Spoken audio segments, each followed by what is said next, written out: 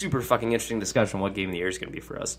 Because you got Zelda, you got Mario, you got, like, I fucking love Destiny 2, and I know that that's a tough sell for you, and I won't be able to get you there, but, like, that's a great fucking game. This year, in general, like, Horizon Zero Dawn, like, this Zelda. game, in general... What is going to beat Zelda this year? Could it be Mario? Okay, I'll be okay with that. You know what I mean? Like, but I think, like, regardless, like, look at the fucking Nintendo comeback we're talking about. Yeah. Oh, yeah. Because, like, We're I the would say top the two two are in definitely contenders. Nintendo games. Yeah, contenders. And it took a minute. I felt for a while like it was trying to come back and nothing was coming for a while. Because But Wii U is just a failure of a system, yeah. unfortunately. Just a giant plastic child's toy. I mean, it was fun. Like, there were good games But for it's a it, novelty. but it was a novelty thing. And this thing, like, it feels different in your hands. Like, it feels like a real piece of machinery. It, like, feels like it belongs next to the other consoles. It's comfortable. It looks good. You can play those games when you're traveling, and it's just really. We're just riffing Nintendo, and they're not paying us guys, shit. send us some codes for some games. God damn it. Jesus, come on, Reggie. Cool. Okay, so We got one. Well, do we have anything else that comes out? I don't think so. I think we got everything. Did we miss something? I went one bit of news about a movie. Okay. Just a little. Oh yeah. We'll continue the news. So yeah, go ahead. I mean, it's not the biggest news, but they did like have a picture of the new Venom movie, which kind of is proving or showing it was kind of up in the air and was all this different stuff. But the new Venom movie, there's a picture from it, and it's currently in production. Tom Hardy is for sure doing Michelle it. Rodriguez, I didn't realize, is in that too. Oh, really? Yeah. What? Yeah, I don't know what she Do would be we in that. like Michelle Rodriguez? I mean, come on. I don't know where all the hate started with Michelle Rodriguez. I don't know. I don't hate her. What movie have I seen where I was like, man, she did amazing? I feel like she's really only good in like a Fast and Furious type movie. Or Oh, something, she's got right? that typecast, if you will. Yeah. Like, I feel no, like- she's like a tough, strong attractive. Well, she was- like, she needs a tomboy. better What, agent. what in was my that opinion. surf movie that she was in? She was good in that, right? Blue something. Blue Crush. Blue Crush. Was it Blue Crush? Is that where that shark bit off the girl's arm? I don't even know. I don't know. Nope. Buddy here. Buddy's our fact checker. Yeah. Damn it. We're not going to You know know, anything. actually, I re-listened to the last podcast, and you asked him to look up if that one kid was never related to Brad Pitt, and you were like, "Oh, great, fact checker's back." He actually never fucking looked it up on the podcast. He didn't even tell us what Why the fuck do we pay him? God, we need to get him off. What? I don't like course it. you do. I want you to just carry a tape recorder around with you for a day. Just record what you say. I think you're going to be surprised what you hear. But anyways, you can look it up. You can look at the picture. Picture's not exciting. What's cool is that it's in production. It's actually happening. It's Yeah. not like it's not something that I actually thought was going to happen. The for some rumor reason. is Carnage is the bad guy. That's still a very strong rumor. Not just a rumor, but it's a very strong rumor. Man, that'd be. I mean, what else would it be? Who'd you say is Tom Hardy? directing this? Oh, I don't know. Because I feel like that could really change the movie one way or the other. Oh yeah. I don't think it's anybody. We also It got probably hasn't been decided. confirmation that, or at least Brogan said. Yeah, that it is part of the part of Homecoming the- universe. yeah, it's part not of the Marvel Cinematic Universe. The Homecoming Yeah, universe. with Did you realize Spider-Man. that those were two different things? Because I didn't. That's true. Homecoming, even though it's borrowing characters from Marvel, is still technically Sony. a Sony Pictures movie. So it's part of that. It's part of that group, and so that was part of the deal they structured. It's like a with Venn Marvel. diagram that don't God, connect. we just like a fucking, You know what I mean? We got to get like one of those yarn boards, you know, and like we're just like putting pins and yarns and shit. And I didn't even know there's a difference between there's a those. difference. So Yeah. you remember like the Spider-Man movies that came out Yeah. for a while with like Tobey Maguire and then with Andrew Garfield. Like those were all Sony owned, and the reason that Spider-Man couldn't appear in a Marvel movie was because Sony owned the film rights to Spider-Man. Then. They had this blockbuster deal that allowed Spider-Man to appear in the Marvel movies, but that meant that Sony would still have control of the solo Spider-Man movies and get to borrow Marvel characters. So, like in a way, it's like it's part of the Marvel Cinematic Universe, but it's still an entity owned by Sony. And so, what Sony's doing, and it's a smart business move in my opinion, with this Venom movie, is they're like, okay, well, we're just going to slowly build our own universe around Spider-Man, which was kind of the original plan. With Andrew Garfield's Spider-Man. They had a Sinister Six movie planned, I think, for a bit. But now they get the MCU bump out of this because they let their character go hang out over there for a little bit, and everyone fucking loves Tom Holland as Spider-Man, and rightfully so. He's fucking great. And now he's got that bump from that movie, and so when they go back to build their universe, it's going to be great. And then Marvel Universe gets to borrow Spider-Man again for like the Avengers movies and stuff, so it's like a win-win. Like, a well-structured deal. Funky Venn diagram. It is. It really is, yeah. That's a cool band name, though. Funky Venn diagram. Oh, that's pretty cool. Kind of Mine's the Aqua Nazis. Okay, that's good. That's good. Yeah, Nazis in there. You got me. Got you.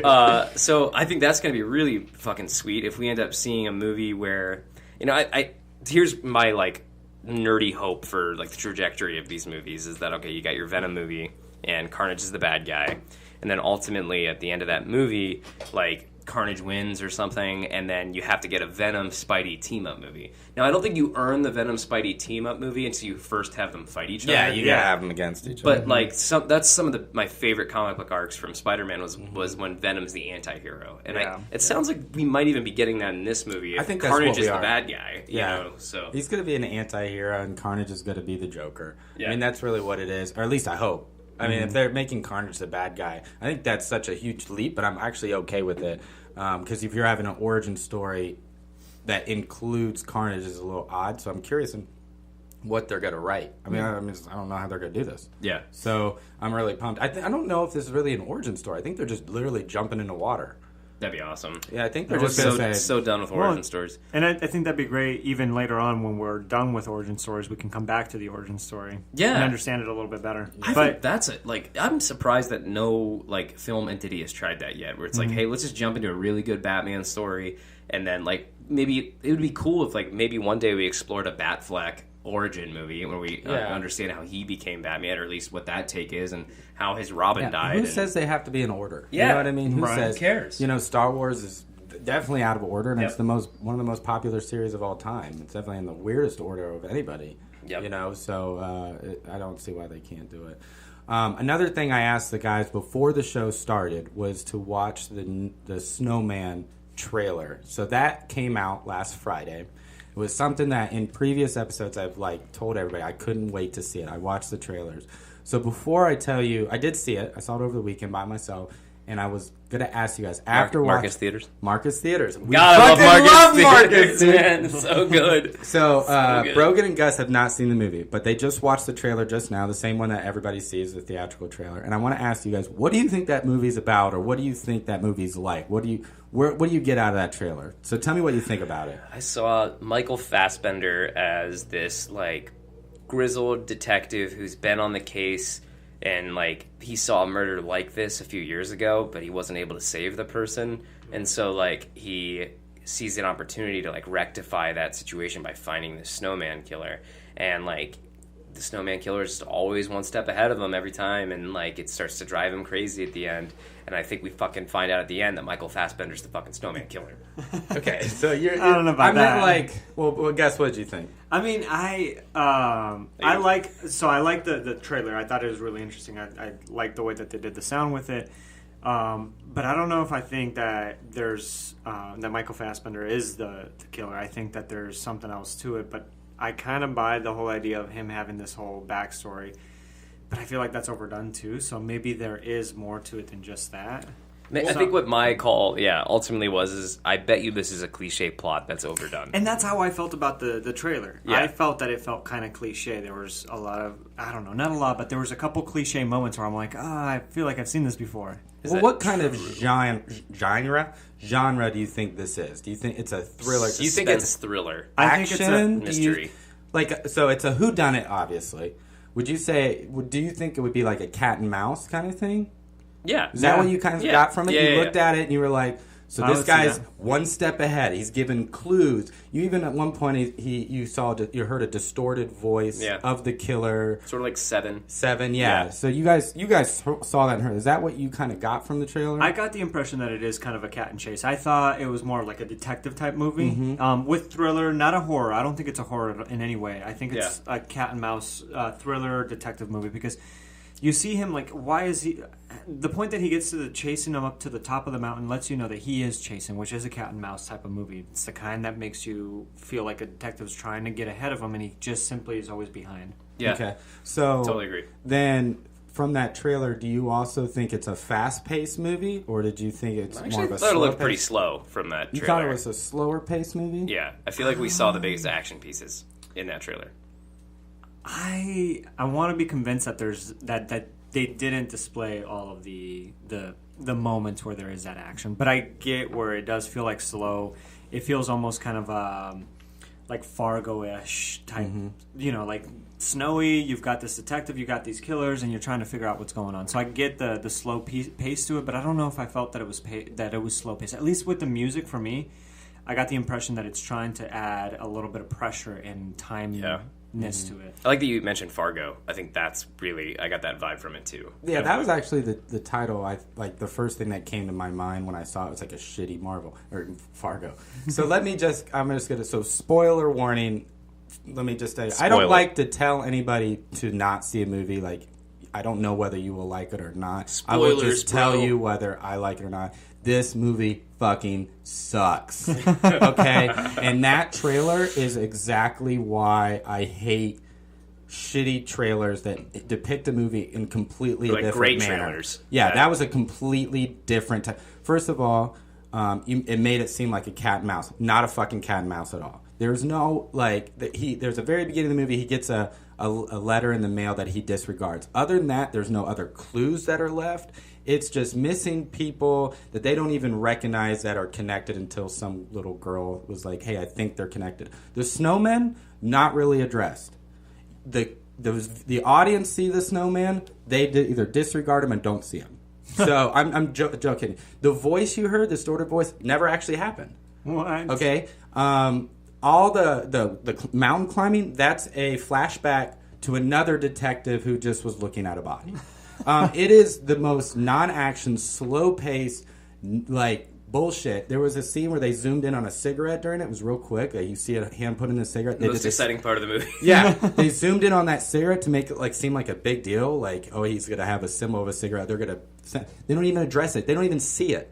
It is awful. It is so poorly done, and what bothers me is not the fact that it was a bad movie. It was the fact that this trailer made me believe that it was a freaking whodunit movie, Cat and Mouse, 7, or a really interesting detective movie. It is not. It's about him and his family and about just missing women that they're not really putting together very well.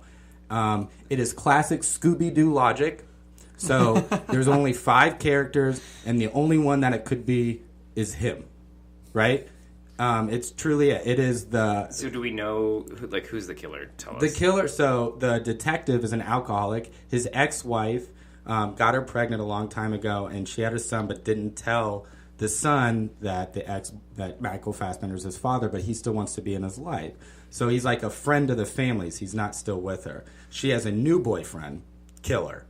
The new boyfriend's the killer. Always. And then they end up together and at they're the end. And he's super nice. He's right from the get-go. When I first saw him, I was like, well, there's only 5 people in this movie. It's not the kid, it's not the mom, it's not Michael, and it's not the new recruit who's only 16 or 18 years old. It's the boyfriend who's really nice to the ex-boyfriend. So uncomfortably oh yeah, I'm a doctor. You need to. Oh, he's a doctor too. He's a really smart doctor. And these women are all went and saw a doctor before they died. Of course. You're like, well, there's only doctor in the movie. Yeah. It's classic Scooby-Doo. Cliche. It's such a terrible movie. If you watch that trailer and go see that movie, you'll see what bothers me. So I don't want to stick around too much on it, but I just was kind of curious because I felt betrayed. I really felt betrayed, and I was super pumped to see it. So I'm curious, had you known this movie would have been as terrible? I actually did know it was terrible. Before you knew it was terrible, would you have snuck into it and been okay with it? Snuck into it. So you're saying without paying it, you went into the see another movie, and you're like, I could. You mean if I would have saw it for free, would I be mad? No, because in my opinion, if I go see, I love the theater experience, and I don't mind paying for it. And if a shitty movie in the theater already has 1 grade higher of a grading scale than a shitty movie at home, even if it's the same movie. I just love the movie going experience. I've been going by myself since I live right down the street a lot, so. If I would have saw this at home, I think I would have hated it more. Do you love the movie-going experience, or do you love Marcus? Theaters, I fucking baby? love Marcus. It's such a good fucking theater. It really is. Okay. Well, I think it's probably time for Brogan's big topic to get into topics. I was drinking. I was taking a drink. We've been trying this for a couple of weeks now. Since we don't have cool music to transition us from segments of the show. You do your own music. We try, so I'm supposed to go. And now it's time for topics. And everyone's supposed to pick a different register. They either go higher or they go. You can't explain it. You're on a pretty time. big production here, Gus. You probably feel pretty I feel special. Yeah, I do. So, ladies and gentlemen, now